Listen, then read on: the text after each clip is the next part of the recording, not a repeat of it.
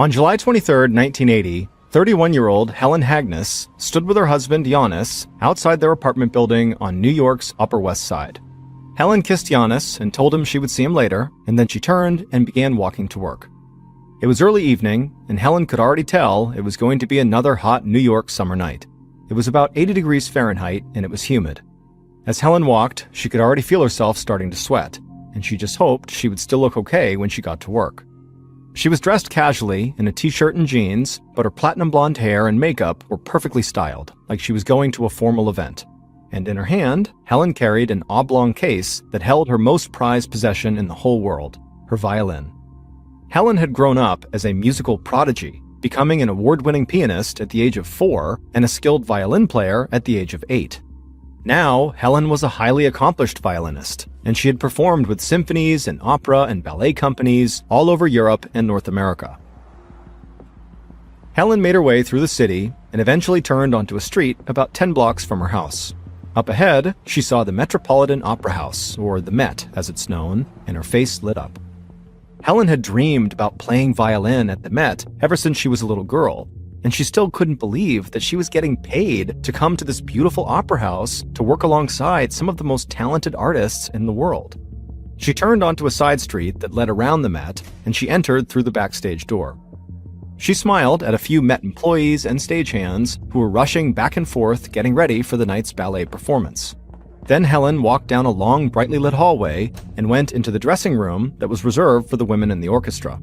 Some of the other musicians had already arrived, and they all talked and laughed while they got dressed.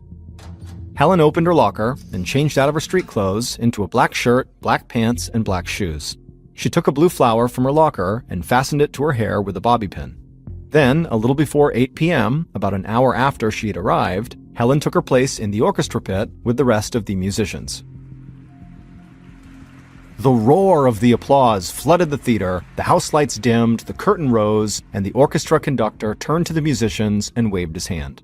Helen felt butterflies in her stomach. Even after all these years of playing, she still got nervous and excited. She raised her violin to her shoulder, placed her bow on the strings, waited for her cue, and started to play. About 40 minutes later, Helen heard the audience applauding once again. She had lost herself in the music like she always did, and so the first act of the ballet had sort of flown by in a blur. The curtain closed and the lights came up. It was the first of 2 intermissions. Helen placed her prized violin on her chair in the orchestra pit and headed backstage. She wasn't playing for the next section of the performance, and so she had an extended break. Helen walked right to the backstage elevator. She wanted to meet with the lead male dancer in the ballet, a famous Russian named Valery Panov. The elevator doors opened, and Helen stepped inside and stood between a man and a young ballerina. Helen told the ballerina she was going to see Panov, but she couldn't remember where his dressing room was.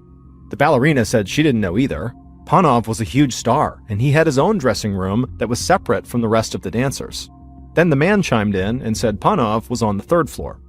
Helen thanked him, hit the button for the 3rd floor, and the elevator doors closed.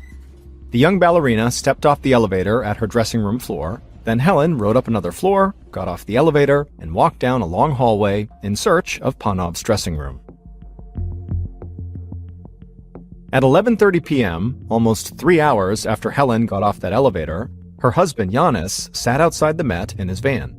Giannis often picked his wife up to drive her home because walking at night in New York City in 1980 could be dangerous. Giannis watched the dancers, musicians, and employees filing out of the Met, but he didn't see Helen. So he figured maybe she was still talking to one of her friends in the dressing room.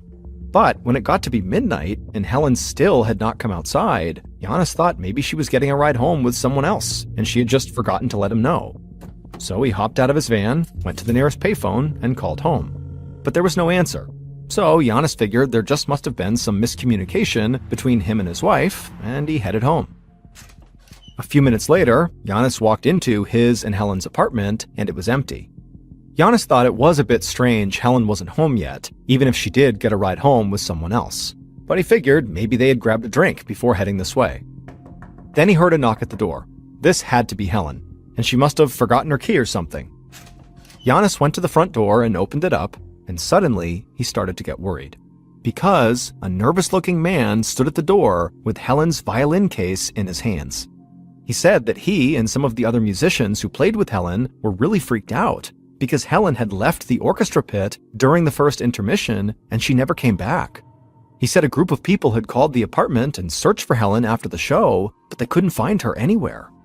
Giannis took Helen's violin case and he closed his eyes like he was fighting back tears. He knew his wife would never just leave her violin behind somewhere, not even at the Met.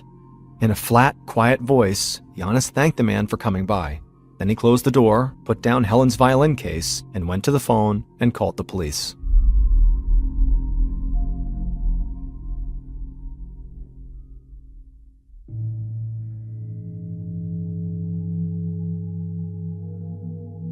In the early morning of July 24th, several hours after Giannis called the police, Detective Jerry Giorgio of the NYPD walked into the lobby of the Met. The two officers who had arrived first greeted him and showed him the photo they had of Helen Hagnes. Detective Giorgio looked at the photo and heard the lobby doors open behind him. He turned and saw a frantic-looking young woman running in.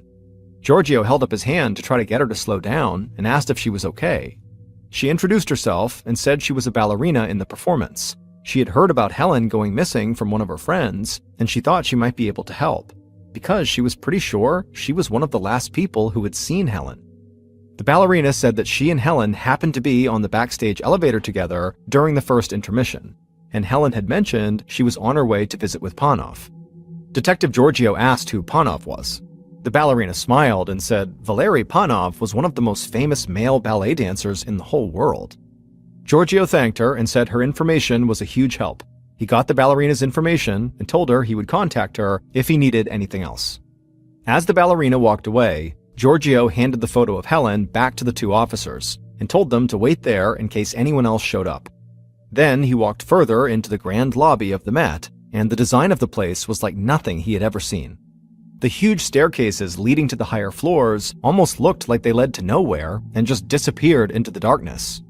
Giorgio had just started to search the lobby when a security guard walked in and introduced himself. His boss had told him to come down and help the police if they needed it. Giorgio was relieved. He said he didn't want to waste any time. He needed a full tour of the opera house. But at this, the security guard busted out laughing. He said that would be impossible. The building was massive, with 6 stories above ground and 3 basements below. And there were so many hallways and hidden rooms that navigating the Met was like walking through a maze. Giorgio said they would get as many cops as they needed to comb through the whole place, but in the meantime, he at least wanted a tour of the backstage area where Helen would have gone during intermission. So the security guard led Giorgio into the theater, up onto the stage, and into the wings. Giorgio looked around the expansive backstage area, and he saw giant set pieces, black curtains hanging everywhere, multiple exits, and an elevator.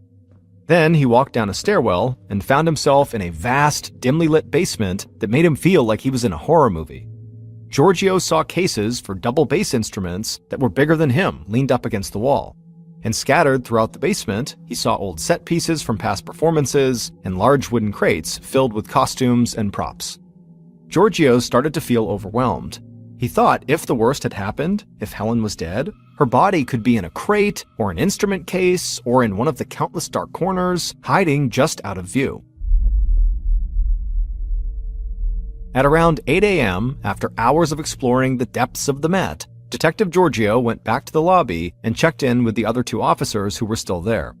He was about to find a phone to call the police station to get more help when a maintenance worker ran inside, and this guy looked like he'd just seen a ghost. Giorgio asked him what was wrong, and the worker said he'd just gone up to the roof of the building to turn on one of the ventilation fans, and while he was up there, he found a pair of women's black shoes, like the ones he'd seen the women in the orchestra wear.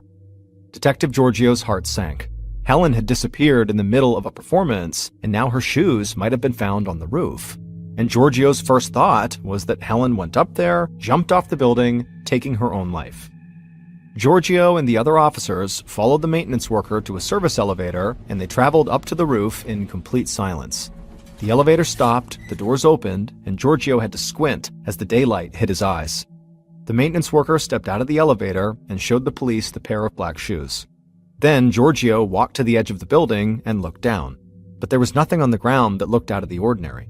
So the officers spread out and searched the roof for any additional clues, and within a few minutes, Detective Giorgio heard one of them shout, "Oh my God!" Giorgio whipped around and saw an officer standing by this enormous metal fan, looking through the wide space between two of the blades down into the ventilation shaft. Giorgio joined him and leaned over to look into the shaft as well, and he thought he saw something about 30 feet below, but it was a little dark down there, and he couldn't tell what it was. It took a few seconds for Giorgio's eyes to adjust, but slowly, everything came into focus. There at the bottom, he saw the nude, bloody body of a woman.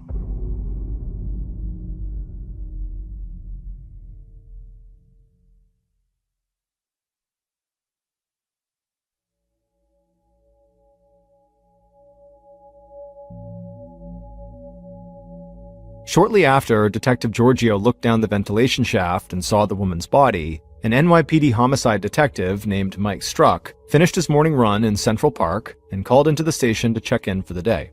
Dispatch told him not to even bother coming into the office. Instead, they said, go straight to the Metropolitan Opera House. Struck rushed home, got cleaned up and changed, and then raced down to the Met. The place was now buzzing with employees and police. And amid the crowd, Detective Struck was happy to see Detective Giorgio. The two men enjoyed working together, and they made a good team. Giorgio was calm and almost fatherly, while Struck was blunt and always seemed like he was moving 100 miles an hour. Giorgio filled Struck in on everything police had found that morning. They had found Helen Hagness's body in a large maintenance tunnel on the 3rd floor. It looked like she had fallen to her death through the ventilation shaft from the roof, but Giorgio was sure someone had pushed her, because her hands and feet had been bound with rope and there was a gag stuffed in her mouth. Giorgio thought the attack could have been sexual, but he had no idea if it was random or if somebody had targeted Helen. Then Struck went to go take Polaroids of Helen's body, and he worked with crime scene technicians as they searched for clues. In addition to a pink bra, they found a pair of black pants, a black shirt, and a blue flower, all near the body. Later that day, several hours after the discovery of Helen's body, the NYPD had set up a fully operational command post inside the offices of the Opera House, and teams of detectives, uniformed police, and forensics technicians scoured the building for more evidence. Not long after the command center got set up, Detective Struck left his and Giorgio's makeshift office, walked into the office of one of the Met's operations managers, and asked how many employees the Met had.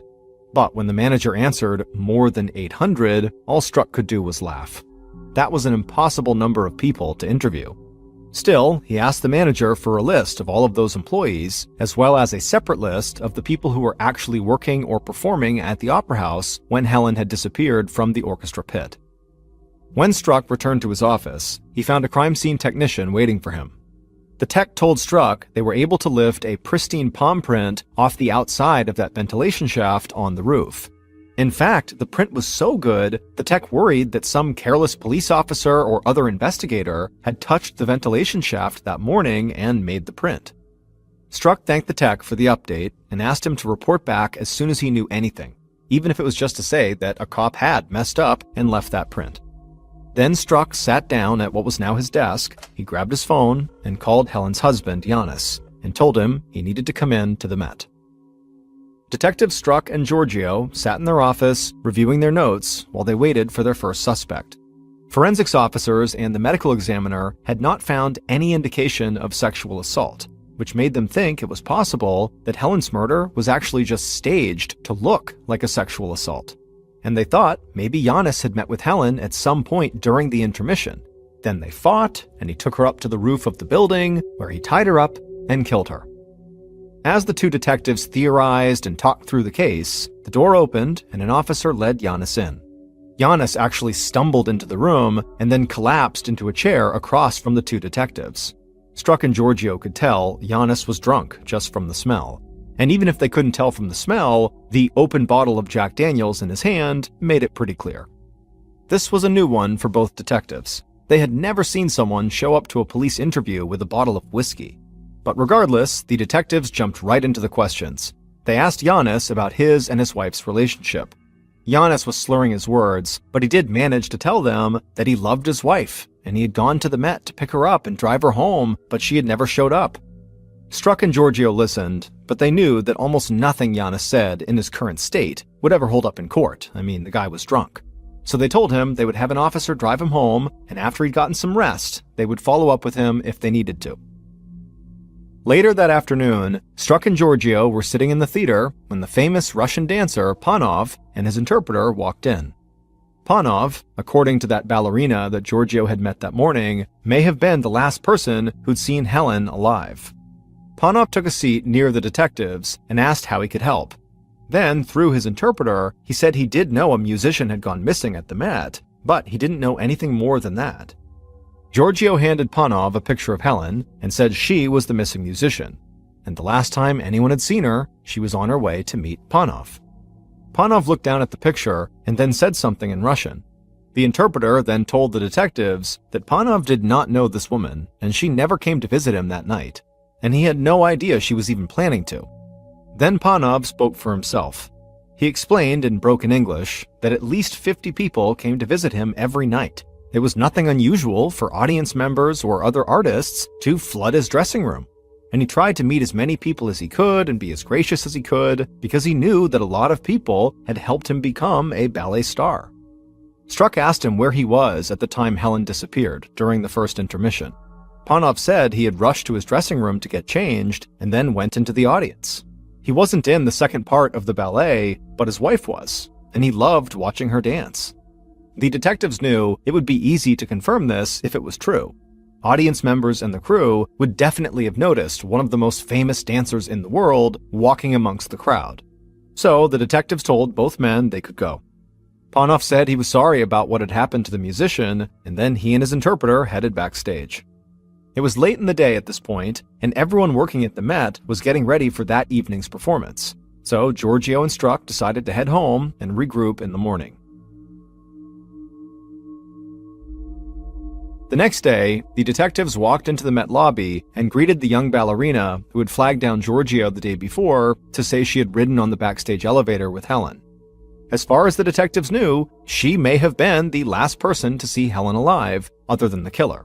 So they had asked her to come back to see if maybe she could give them a clearer picture of Helen's movements that night. The detectives led the ballerina to their office, and she sat down across from them.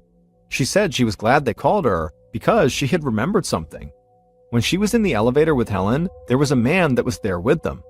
He had told Helen that Panov's dressing room was on the 3rd floor, and this man was still with Helen when the ballerina got off the elevator. Giorgio and Struck leaned forward. This was huge. It meant that that man on the elevator was either the last witness to see Helen alive, or he was the killer. Struck asked the ballerina if she could describe what this man in the elevator looked like. The ballerina squinted her eyes like she was trying to remember, but she shook her head and apologized. She knew he was a man, but that was about it. Detective Giorgio leaned over to Struck and whispered something in his ear, and Struck nodded in agreement. Then Giorgio turned to the ballerina and said he knew this was going to sound strange, but sometimes the police used a hypnotist to help witnesses remember things in more detail. So Giorgio wanted to know if the ballerina would agree to be hypnotized, and the ballerina said yes. So that afternoon, a hypnotist dimmed the lights in the office and then took a seat across from the ballerina. At the same time, Giorgio and Struck lingered in the corner, and an NYPD sketch artist sat a few feet away, holding his pencil and a sketchbook. The hypnotist told the ballerina to close her eyes and listen only to his voice. And slowly, the hypnotist used his soothing voice and his words to draw the ballerina deeper and deeper into a state of relaxation, until finally she was in a trance. Once she was, the hypnotist asked the ballerina to turn back the clock in her mind to the moment that Helen had stepped on the elevator with her. He asked the ballerina to look closely at the elevator and the man who was there, and to describe him as best as she could. The ballerina concentrated, and she began to speak, describing this man. She said he looked like he was between 20 and 25 years old. He was slightly overweight, had a large nose, brown hair, and bright red lips. And as the ballerina gave these details, the sketch artist began to draw. A few minutes later, the hypnotist gently brought the ballerina out of her trance and turned the lights back on. Police quickly made copies of the sketch and circulated it among the Met's employees. And while they were hopeful, there was the reality that a lot of people could fit the description of a young, slightly overweight guy with brown hair. But later that day, a Met employee walked into the detective's office and told them there was someone they needed to talk to right away. It was a stagehand named Vincent Donahue. Struck asked if Vincent fit the description of the man the sketch artist had drawn. The employee said he did, at least a few days ago, but on the night following Helen's murder, Vincent had showed up to work and he had completely shaved off his brown hair and he had a large scratch on his face.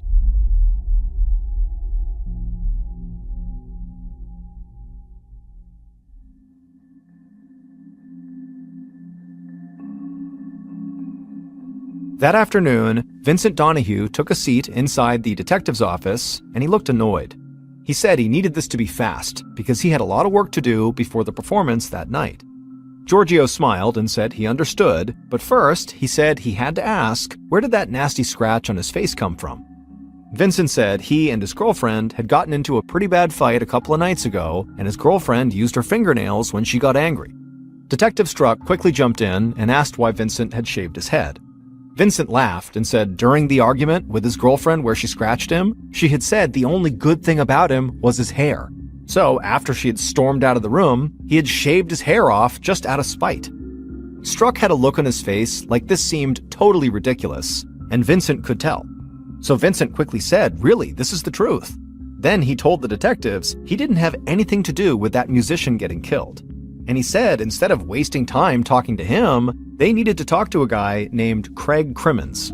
Vincent said Craig was also a stagehand and he had missed a major cue to move scenery during the second act of the performance on the night Helen died. He had just left his backstage post and disappeared. Now, Struck thought Vincent could still be lying. However, the idea that a stagehand went missing around the same time that Helen went missing was suspicious. So Struck told Vincent he could leave and go back to work, but they might need him again. And as soon as Vincent left the office, Struck and Giorgio sent an officer to track down the stagehand, Craig Crimmins. When Craig stepped into Struck and Giorgio's office, he looked exhausted. Giorgio asked Craig to take a seat, and then once he handed him a photo of Helen, and asked Craig if he knew her. Craig glanced at the picture and said he only recognized her from what he had seen in the news. He'd never met her or talked to her. She was a musician, and he didn't really interact with the musicians. Struck just stared at Craig while he spoke. He was young and had brown hair, just like the ballerina's description. So Struck asked if Craig had ridden the backstage elevator at all on the night Helen died. But Craig just shook his head. He said he'd been at his spot backstage the whole performance. Struck leaned across the desk and said if that was true, then why had his colleagues claimed that Craig had been absent from backstage during an important cue that night, specifically during the second act? Craig's face flushed and he stared down at the floor. He said he did miss a cue that night, but he didn't leave backstage. He was embarrassed to admit it to the cops, but he had shown up to work that night drunk and fallen asleep at his post. He told the detectives that another stagehand who worked right beside him backstage had seen him and could back him up that he was telling the truth. Struck and Giorgio questioned Craig a bit longer, and then they let him go. They quickly found the other stagehand Craig had mentioned, and this guy said Craig was telling the truth. He had passed out backstage and basically slept through part of the performance. With Craig's alibi checking out, the detectives still believed they had viable suspects among the other people they had talked to. But they still had hundreds more people to interview, and they still hadn't heard anything about the one major piece of forensic evidence that had been found, the fresh palm print that had been pulled from the ventilation shaft on the roof. So the detectives felt like if they didn't quickly find some new evidence, they were going to be stuck with an overwhelmingly massive suspect pool. 6 days after Helen's murder, on July 29, 1980, her memorial service was held at a New York City church. The church was filled with friends, family, and countless people from the Met. One of Helen's violinist friends performed at the service in her honor. In the 2 weeks following Helen's funeral, Detectives Struck and Giorgio continued their work at the Met, but the Opera House had grown oddly quiet. The ballet had finished its run of performances, and the next show had not opened yet. So the detectives found themselves wandering through the nearly empty, huge building, trying to find anything that they might have missed. But nothing came of those additional searches, and even after weeks of combing through the place, they still felt like there were corners of the Met that remained hidden. But just at the point when the detectives worried their case was about to go cold, Struck got a call from an excited forensics technician. The tech said he could not believe it, but that nearly perfect palm print found on the ventilation shaft did not belong to a careless police officer or investigator like the forensics team had originally suspected. And it was a relatively fresh print, so it could belong to the killer. When Detective Struck hung up, he told Giorgio what he just learned, and Giorgio got excited. This palm print was not a smoking gun just yet, but it definitely could be. It was very difficult to access the roof of the Met, so the detectives believed the print had to belong to somebody who worked or performed there, or someone who came by fairly often to visit a family member who worked there. Over the next several days, Opera House employees met with the police in groups of 2s and 3s, and they allowed officers to take their palm prints. And only one of them seemed really nervous about it when asked to give their print, and this was somebody Struck and Giorgio had already spoken to. This person broke out into a sweat and said that they were uncomfortable with this whole situation. But Detective Giorgio smiled softly, and in his best fatherly voice, he said providing a print was the best way for police to cross them off the list and allow them to put all this behind them. So ultimately, this person agreed and gave their palm print. And when testing on that print came back, Detectives Giorgio and Struck saw that it was a perfect match to the one found on the roof. And they believed they had found Helen's killer.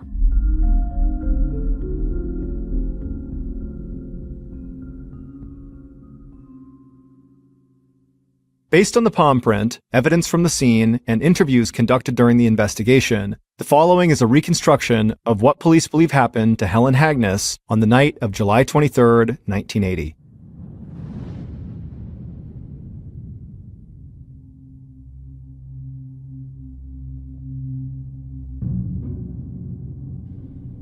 The killer saw Helen walking down a hallway on the 3rd floor during the first intermission of the ballet, and they quickly walked down the hall and grabbed her arm. Helen turned around and didn't understand what was happening, but the killer just pulled out a hammer and pushed her into a stairwell. The killer dragged Helen down all the stairs to one of the sub-basements, and then once there, he demanded she take off her clothes. And Helen did. The killer attempted to rape Helen, but they couldn't. And so out of frustration, they demanded Helen put her clothes back on, and then they grabbed her by the arm, and still with the hammer in hand, they led her all the way upstairs to the roof. Once on the roof, the killer once again made Helen get undressed. Except this time, the killer also bound her wrists and her ankles, and they also gagged her. But Helen fought back, and at some point during the struggle, the killer knew they were running out of time. And so out of frustration and panic and anger and embarrassment, they scooped up Helen and they walked over to the air conditioning vent and they placed her on the ledge. And then, as Helen desperately tried to push past them and get back on the roof, the killer just raised up their leg, placed their foot on her side, and they pushed her into the vent. Helen would fall 6 stories to her death. And after she was dead, the killer reached down, scooped up her clothes, and threw them into the vent after her. After that, the killer ran to the door, believing they had disposed of all the evidence. Except they hadn't. They had accidentally left Helen's shoes up on the roof. The killer flew down the stairs all the way to the theater and ran backstage. However, by the time they got there, they were out of time. The intermission was over and the ballet had started again, meaning the killer had missed a very important cue. Craig Crimmins, the stagehand who claimed to have shown up drunk and fallen asleep backstage, killed Helen Hagnes. On the night of the murder, Craig was in fact the man on the elevator with Helen and the young ballerina. And when Helen asked about where Panov's dressing room was, Craig had chimed in and said it was on the 3rd floor. But that was a lie. He was simply trying to trap her. And so when Helen got off the elevator on the 3rd floor, Craig followed her down the hallway, grabbed her, and brought her to the basement, intending to rape her. However, he could not perform sexually, and so in his rage and humiliation, he dragged her up to the roof where he would kill her. Craig did resemble the sketch from the ballerina's hypnosis session. However, it was Craig's palm print on the air conditioning vent that made detectives turn their focus on him. And soon after the detectives discovered Craig's print matched the one on the ventilation shaft, they learned that the other stagehand who said he saw Craig sleeping backstage was lying for his coworker. But he thought Craig had asked him to lie for him just to cover up the fact that he had left backstage and missed an important cue. Craig Crimmins was found guilty of murder and sentenced to 20 years to life. He went on to serve 40 years in prison and was paroled in August of 2021. Was a 26-year-old farmer living in Macon County, Alabama, where 82% of the population at the time was African American, and they were all forced to live under the rules of a strictly segregated society. At the time, the United States was just beginning to crawl out of the Great Depression that had started 3 years earlier, but you wouldn't know it riding through Charlie's town. Like Charlie, many of the other residents in Macon County were completely dirt poor, and they lived in these wooden shacks with no screens on their windows, there was no furniture inside, and they would just throw some dirty rags on the ground to sleep on. On average, the men in the town that were lucky enough to have a job made less than $1 per day. So when Charlie heard a rumor that the government was going to be coming to town and giving free medical exams to all the African American men, Charlie was thrilled. He had never been to a doctor before, and he certainly wasn't going to turn down a free visit to one. And so a couple of days later, the rumor turned out to be true when a government health service worker showed up in their town and set up shop in their one-room schoolhouse. Charlie got in line with the hundreds of other men from Macon County, and then by mid-morning it was his turn, and the health service worker told him that today they were just going to be doing a blood test. And so Charlie eagerly rolled up his sleeve and stuck his arm out. A couple of days later, the results from the blood test had come in, and Charlie was informed that he had bad blood. Bad blood was a commonly used term in that area at the time to describe a wide array of ailments.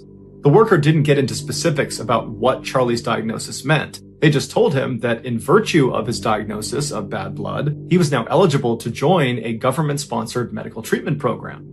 If he agreed to be a part of it, he would not only receive medical care for his bad blood, he would also receive free rides to and from the health clinic, he would get a free hot meal on examination days, and in the event he died during the program, his family would be given $50 if they allowed the doctors to perform a thorough autopsy on his body before they buried him.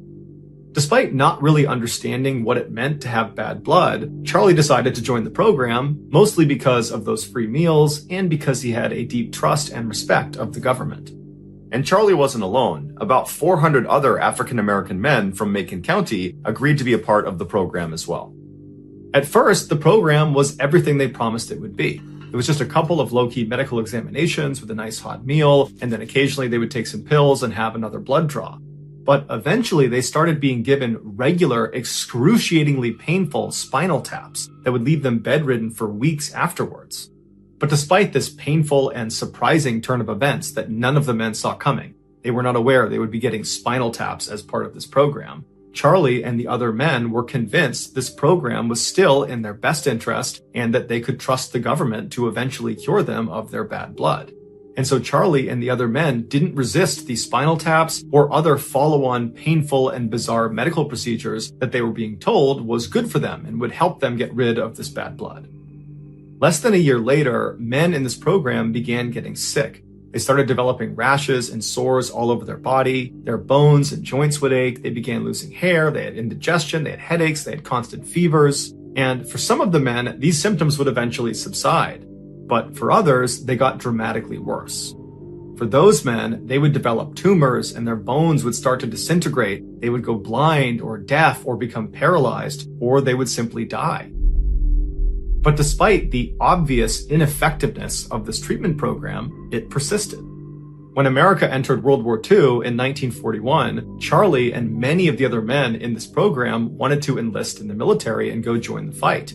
But when they went to enlist, they were told that as members of this special medical program, they could only receive treatment from the doctors in that program. And so they could not receive treatment from military doctors and therefore were disqualified from military service. While frustrated by this rule, Charlie and many of the other men still considered themselves to be very fortunate to be allowed to be a part of this program that was curing them of their bad blood. And Charlie specifically felt like he was one of the luckiest men inside of this program because his bad blood had not led to these terrible symptoms that his friends were experiencing. And so over the years, in between his medical appointments, Charlie got married, he had a child, he even managed to buy a little plot of land that he farmed on nearly year-round. Then, in 1973, so over 40 years after they began this medical program, Charlie and the other survivors of this program had their lives completely turned upside down. That year, a very junior assistant within the Public Health Service secretly mailed off all of the records of this Macon County medical program to the Associated Press. And then a couple of days later, the Washington Star newspaper ran this huge story on their front page that said syphilis victims in United States study went untreated for 40 years. It would turn out Charlie and the other 400 men in this medical program, they didn't have bad blood. That was just kind of a made-up term to get them not to ask any questions. What they had was syphilis, a deadly disease that ravages the human body in 3 stages that can unfold over a lifetime. And so these doctors that treated Charlie were not actually treating him. They knew he had syphilis. That was why he was even part of the program to begin with. When they tested his blood, they were trying to see who had syphilis in Macon County, and then they took those people and they entered them into this phony program, not to make them better, because this was not a treatment program. It was a US government-backed medical study of what happens to African American men with syphilis if their condition goes completely untreated for their entire lives. The leaders of the study did not care what happened to these men. And that point was made crystal clear when in the 1940s, a cure for syphilis was discovered, penicillin. But instead of giving it to these men and saving their lives, they intentionally hid the cure from them and prevented them from getting it. This is why these men were not allowed to enlist in the military or seek outside medical care, because those doctors would discover these men had syphilis and they would just give them penicillin, curing them, but that screwed up the study, and so they couldn't have that. The Public Health Service chose Macon County, Alabama, because at the time, 35% of the population was already infected with syphilis.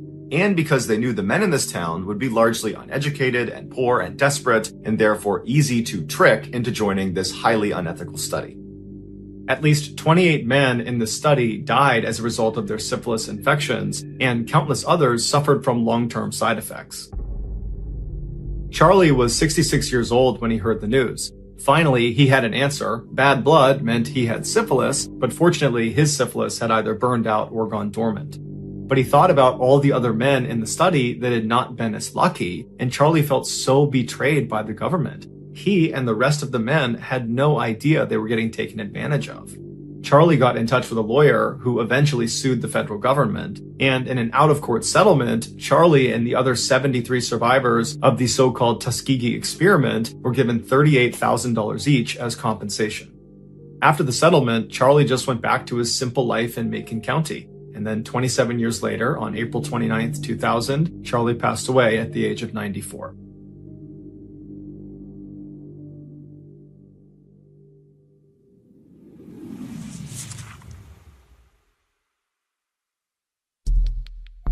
Our next story is called Suspended.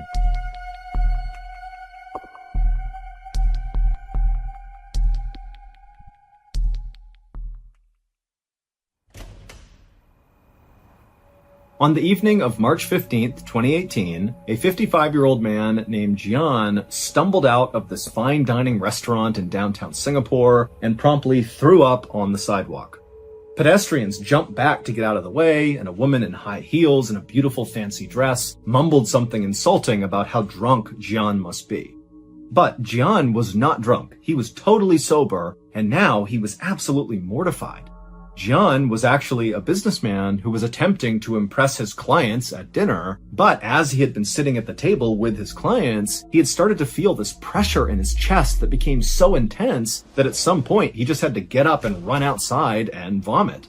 And so after Jian had stood up and wiped his mouth, he thought, now that he had been sick and thrown up, that he would feel better. But as he was standing there, he noticed the pressure in his chest had not been relieved at all. And so, as much as Jian wanted to stick around and talk more with his clients, he felt like the only thing he could do now was to go in and politely excuse himself for the rest of the night and just go home and sleep off whatever was going on with him. But when Jian went back into the restaurant and was actually back at his table, before he could even say a sentence to his clients explaining the situation, he was turning around and running back outside and vomiting on the street again. At this point, Jian knew something was definitely wrong, and so he didn't have time to tell his clients what was going on. He just needed to get to a hospital. And so he sprinted across the street, got in his car, and began driving. When he got to the hospital, he was so scared about what was happening to him that he actually parked his car crooked in the spot and left his door open as he sprinted towards the emergency room. And then once he was inside the hospital, he ran up to the receptionist and tried to tell them what was going on, but he literally couldn't speak, and then he just collapsed in a chair right nearby. Now, the hospital was extremely busy, but all the nurses could tell whatever was going on with this man, it could not wait. And so they ran over to him, they lifted him up, they put him on a stretcher, and they wheeled him into a private exam room. And then once he was in there, they began taking his vitals, and also they began assessing him, looking for some sort of trauma on the outside of his body that could explain what was going on with him, but they couldn't find anything. And so after they were sure that Gian was stable, he was breathing okay, his heart rate was okay, he just couldn't speak, but he was going to be okay, the team decided that the next thing they should do would be to give him a CT scan. A CT scan is a specialized type of imaging that can show what's going on inside someone's body. It's like a really detailed X-ray. And after they gave Gian a CT scan, his results were baffling. There was this solid, fairly large, white object that was lodged at the base of Gian's esophagus. Your esophagus sits below your throat and above your stomach. It's basically the tube that food goes through to get to your stomach. But whatever was stuck inside of Gian's esophagus was not something that looked like food. It actually kind of looked like a human hand. Now, the doctors had no idea what this thing was, and you gotta remember that they really don't have much information here. All they know is this middle-aged guy who's dressed really well has come running into the hospital, he can't speak, and he's collapsed. And here we are, he has this obstruction in his esophagus. And so even though the doctors really had no idea what they were dealing with, what they knew is they had to get this foreign object out of Gian. So they wheeled Gian into the operating room for emergency surgery, and then at some point a doctor came in with this long skinny tube that had a camera at the top of it. Their first step for this operation was putting this camera down into Gian to see what this thing was that was stuck inside of his esophagus. And so after Gian was prepped for surgery, the doctor with this camera began snaking it down Gian's throat until finally the camera could actually see this white object in his esophagus. And when the camera revealed what this thing was, the entire medical team in the operating room just gasped. They could not believe what they were looking at. To understand what they were looking at, we have to go back several hours. That night, Gian had decided he really wanted to impress his wealthy clients. And so he had decided to take them to this very special restaurant that none of them had been to, and he wanted them to try a very special and very rare dish that this restaurant sold. It was called sanakji. Sanakji is a Korean delicacy that is very popular in certain circles, but it's also very dangerous. Every year in South Korea, at least 6 people die from eating sanakji. Because sanakji is just a living octopus. You literally eat the octopus as it's moving around, and the risk of it getting stuck in your throat is pretty high. And so as Gian is trying to eat this living octopus, the octopus decided it didn't want to be eaten, and so it flailed its tentacles around, and finally its suckers lodged onto his esophagus, and that's where it stopped. Now, we don't know how long this octopus remained alive inside of Gian's esophagus, but we know it was alive at least for a little bit, because after Gian managed to swallow it down, it kept wriggling around and grabbing and trying to escape, and that's what created that intense pressure in Gian's chest and kept causing him to go vomit. And so when the doctors put that camera down Gian's throat, they saw a whole octopus. The octopus was removed from Gian's esophagus, and 2 days later, Gian was discharged, fully recovered. It's unclear if Gian ever tried sanakji again.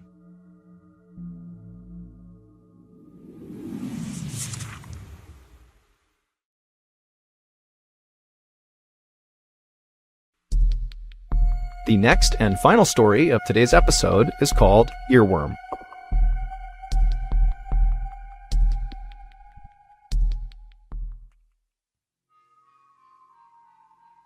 On the night of May 29th, 2007, a 29-year-old man named Romy Baligula sang to himself as he and a big group of his friends wandered into a karaoke bar in the city of San Mateo in the Philippines. Life had not been easy lately for Romy, but tonight he was feeling good. He and his buddies had begun drinking alcohol about an hour earlier, and so he already had a nice buzz as he walked into this bar. He had a brand new shirt on, and for the first time in weeks, Romy actually had money in his pocket. Romy had lost his job a couple of months earlier, and since then, he had not been able to find new employment. And so this city he was living in, San Mateo, even though it was one of the wealthiest places in all of the Philippines, it was also known as a place that had lots of poverty and really no safety net for people that fall on hard times. And so if you lose your job, like Romy had, you could find yourself out on the streets really quickly looking for scrap metal to sell and dumpster diving just to find your next meal. And that's exactly what Romy had been doing for the better part of the last 2 months. He had been living out on the streets. But just a day earlier, he had discovered this stash of very valuable scrap metal, and he had sold it that day for a nice profit. And with that money, he had bought a nice big dinner, a brand new shirt, and tonight he had bought a night out. And the best kind of night out for Romy was going to a karaoke bar. Because Romy loved to sing, and his friends did too, but Romy sang basically all the time. Whether he was full-time employed, making lots of money, enjoying life, or if he was in a dumpster looking for food to eat, Romy would be singing. Now, Romy was not the best singer, certainly not compared to some of his friends who were excellent singers, but he felt like the more he sang, the better he got. And he was kind of proud that he felt like he was progressing and becoming a better and better singer. And Romy's favorite songs to sing were these big ballads. He just loved to close his eyes and let the words of the story kind of take him away. It really was his escape. It was like no matter how bad his life got, he could always sing and that would make him feel better. Once Romy and his friends went inside the karaoke bar, they made their way across the very crowded space to the far side of the bar. They found 2 unoccupied tables, they pushed them together, they all sat down, and then they ordered a round of beers.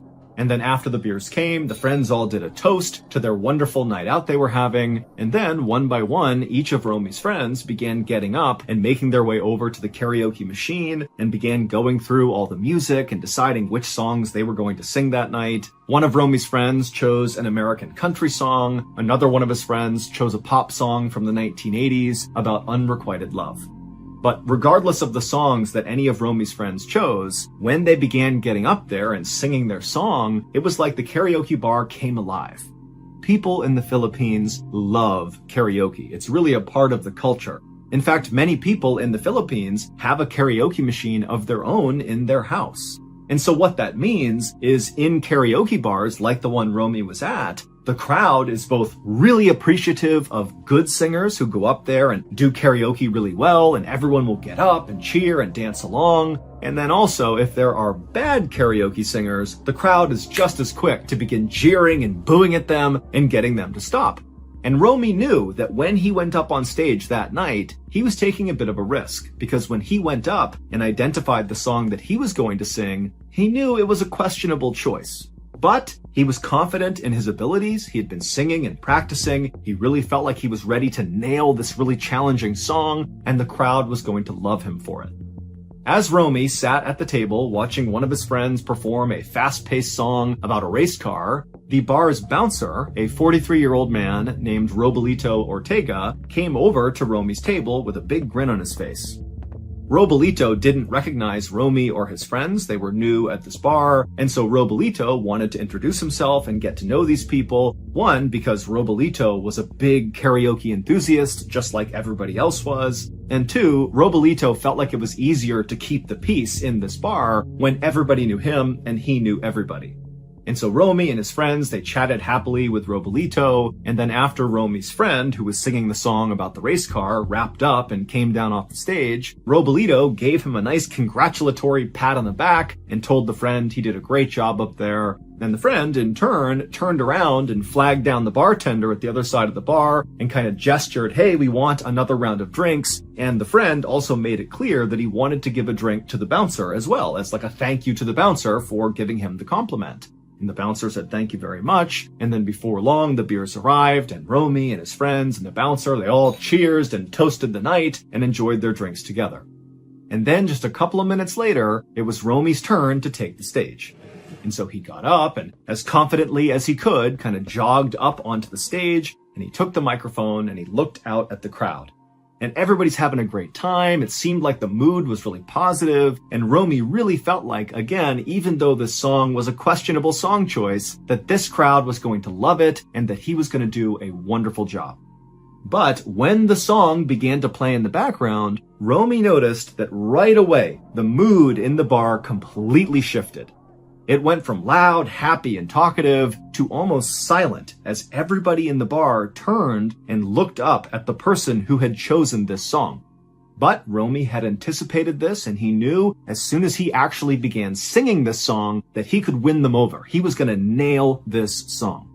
And sure enough, Romy began to sing, and right away it was like the mood began to kind of return to what it was. People in the audience could tell that Romy was doing a good job, and so about a third of the way into his song, Romy noticed that the bar was basically back to normal. He even looked over and saw the bouncer, who was still standing with his friends over at the table, had raised his beer, kind of saying, "Keep it up, you're doing great." And when Romy saw the bouncer really getting into it, Romy had this surge of adrenaline, and suddenly he felt so confident that he really leaned into the song. And so he began dancing on stage and really belting out each of the lines of the song. But at some point in the song, there's this moment where the singer really needs to hit a high note, and when Romy very confidently attempted to hit this high note, his voice cracked, and it was a really loud, like obvious cracking of his voice, and it kind of threw Romy off rhythm, and he couldn't really get back on rhythm, and so right away the audience reacted by going quiet again and looking angrily up at Romy like, "We knew you were going to screw this up, this was a bad choice." And Romy actually looked over and saw the bouncer, and now the bouncer had his beard down and he's glaring angrily at Romy like, "What are you doing?" But Romy, even though he was kind of faltering here, he did his best to kind of regain his composure because he knew he had practiced this song so many times. He knew he could do it, and he tried so hard to get back on track, but he just couldn't do it. And it was around this point that he looked back at Robolito, the bouncer. And all he would have seen is Robolito angrily belting out the words of this song, almost like he was trying to override how badly Romy was singing it. And then at some point, as Romy is staring at Robolito, Robolito, while singing this song, pulls out a gun, aims it at Romy, and fires. In the Philippines, there is one song that everybody knows you do not sing. In fact, this song is often banned in most karaoke bars, and then even when it's not banned, nobody sings it. And the reason this song is so forbidden is because since 1998, people have begun being murdered for singing it. Reasons unknown, but it just keeps on happening. Since 1998, 12 people have been murdered either while they were singing this song for karaoke or immediately after it. The forbidden song is called My Way by Frank Sinatra, and that was the song that Romy chose. Now, no one really understands why this song somehow elicits all this violence in people in karaoke bars in the Philippines, but it does. Some have said that the message of the song, which is about a man being a man and doing it his way, kind of brings out a lot of masculine energy amongst people that are listening to it, and it can apparently prompt people to just suddenly start acting violent. But that's just a theory. No one really understands why this song just keeps leading to murders. But on May 29th, 2007, when Romy sang this song, Robolito the bouncer, who liked Romy and liked his friends and was having a nice drink with them, he just couldn't handle it when the song was getting butchered, and he hated the song to begin with. And in fact, ironically, Robolito had been hired by that karaoke bar specifically to keep the peace if the song were to come on. But as he listened to this song, something happened inside of him, and he pulled his gun and shot and killed Romy.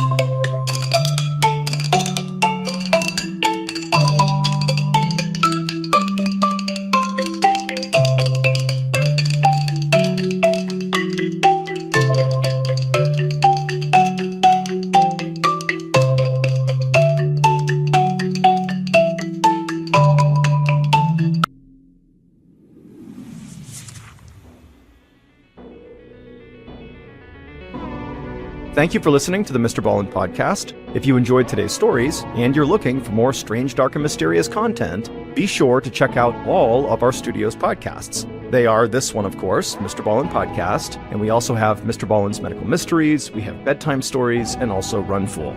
To find those other podcasts, all you have to do is search for Ballen Studios wherever you listen to your podcasts.